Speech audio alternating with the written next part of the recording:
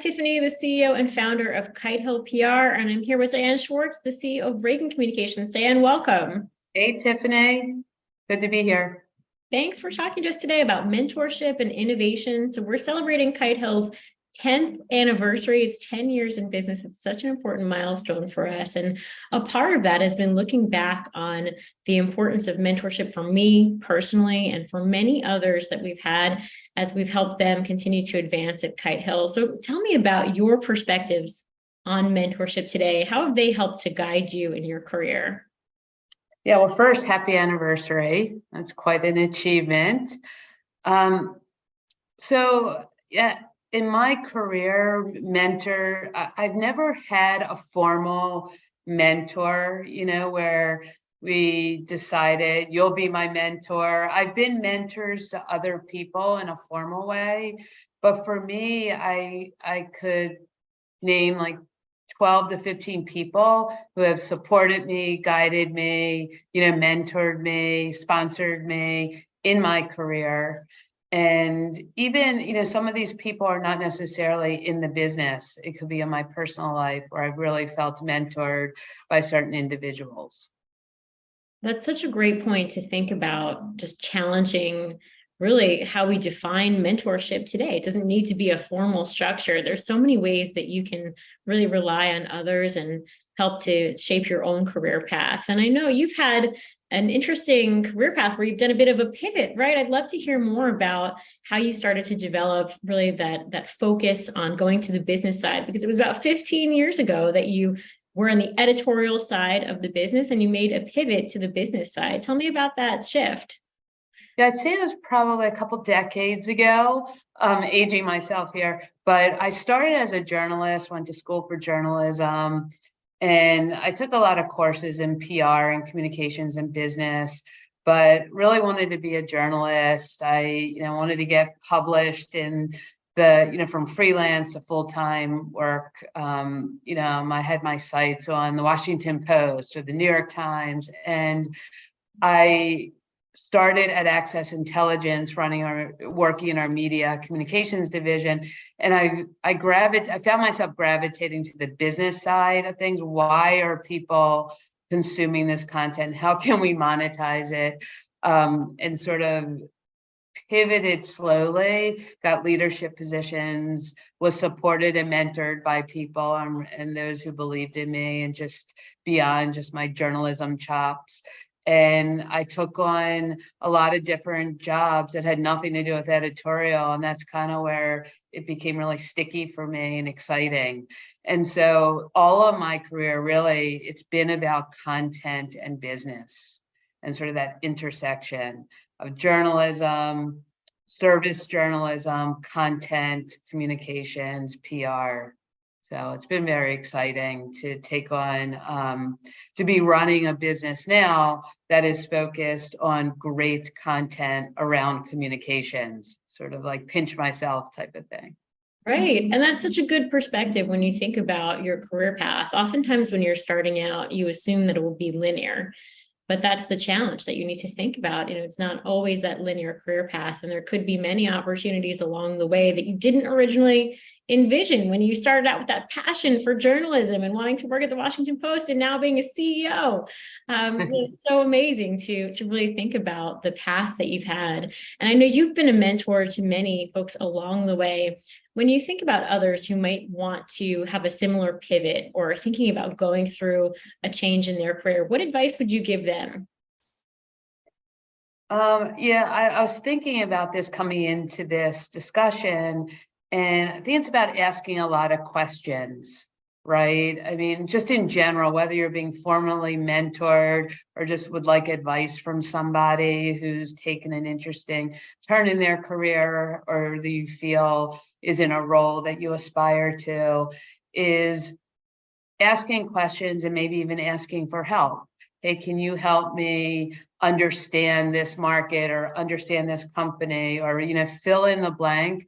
But, that curiosity needs to be there, and those questions need to be lined up. You never know, who you're going to encounter at an event or in your job day to day, or you seek out somebody, but definitely have those questions ready that are going to help you make decisions. And no decision is final.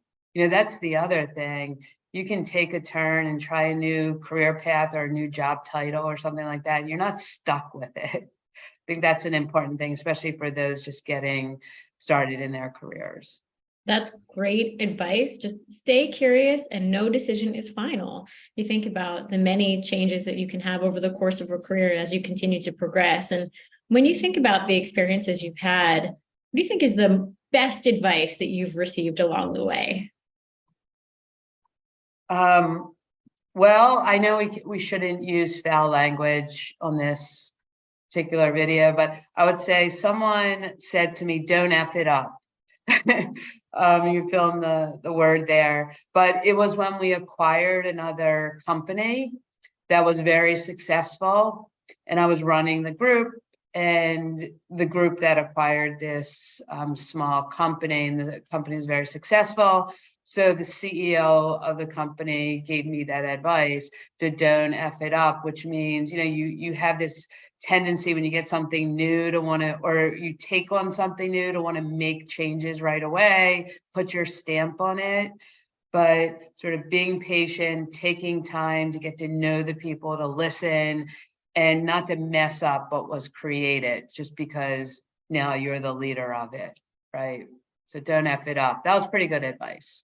Right. And that sounds, I feel like oftentimes when you think about coming into something, there is a fear of failure, but it's less about, in that context, a fear of failure, but it's more about thinking if you're going to take on a new role, and in that new role, you want to be a change maker, because you don't have to change things right away. And when you're coming in, oftentimes when I have someone who's jumping into a new position, or I'm giving them a stretch goal, I'll give them the advice to stay in sponge mode, maybe even a little bit longer than you normally would, because you really have to think about pushing yourself to actively listen. But let's go back to challenging that kind of fear of failure, because that's something that I hear a lot, especially from young women who come to me for advice when they're taking on something new. What does it mean for you? Have you ever experienced a failure in your career that you've learned from? Well, yesterday or the day before. We're always failing. And I often talk to my colleagues about the idea of the people that report to them, or even people that report to me. If they're not making mistakes and they're not failing, then they're probably not doing a good enough job, because you're going to make mistakes. You're going to have small failures, or you're going to deem it a failure. And that's the really best way to learn. And it sounds so cliche, even saying it and hearing myself say it, but it really is true. There's nothing wrong with failing, taking responsibility for it, learning from it, moving on, right? It's what you do with it, what you do with that failure that really matters. It's not the failure itself. So, that fear of failure will really hold you back in your career. Right. And because when you think about the fear of failure, oftentimes it means you're not taking enough risks. Right. When you think about your career path and the transitions and opportunities you created for yourself along the way, what skill was the hardest to learn or the hardest to develop? And what did you do to develop it? I guess not talking. Could that be a skill? Can we, shutting up, knowing when to not speak, I think is really important. And the inverse is not necessarily listening, because you can not talk and still not listen. What I mean by that, especially as you advance in your career, it's important to just sort of sit back sometimes and let other people talk, let other people share their opinion and just, wait to step in. There's an acronym that is actually WAIT, WAIT. Why am I talking? Sort of just question yourself. Do I really need to be talking in a meeting, or in a conversation? Should I let the other person talk? So that I have a lot of opinions, I have a lot of viewpoints, and I always want to be talking, but it's a hard thing. But I think I'm getting better at it. So I'm going to stop talking right now. I've never heard that acronym before, WAIT, and just kind of thinking about the difference between when you're sharing advice, when you're talking, when you're listening in meetings. What is the perspective, when someone's trying to figure out what role do I play in a meeting? When do I speak up? I think I oftentimes, the confidence that we have, we're just reevaluating how I participate and how do I not have that imposter syndrome has come up time and time again, especially when you think about even the changes that we've made post-pandemic. I've been looking at a lot of studies that have showed a lot more people are functioning more in an introverted way as opposed to an extrovert. And that could impact how we act in business, right? We've got to be able to have that confidence to speak up and to know when. When you think about yourself and having so much confidence and the skills that you've gained, is there a secret sauce that you've developed to know, the right opportunity to create for yourself in those meetings and to have that confidence? Yeah, it's a great question. And we're in this time period where meetings suck, right? People are so tired of going to meetings, and a meeting without an agenda is a disaster waiting to happen, I think. And that's where, if we can all work toward transforming the way that we meet, whether it's in person or on, video, or even on an audio call, having a purpose for that and knowing it in advance, especially early in your career, or even like anybody, knowing what the agenda is, being able to prepare for it.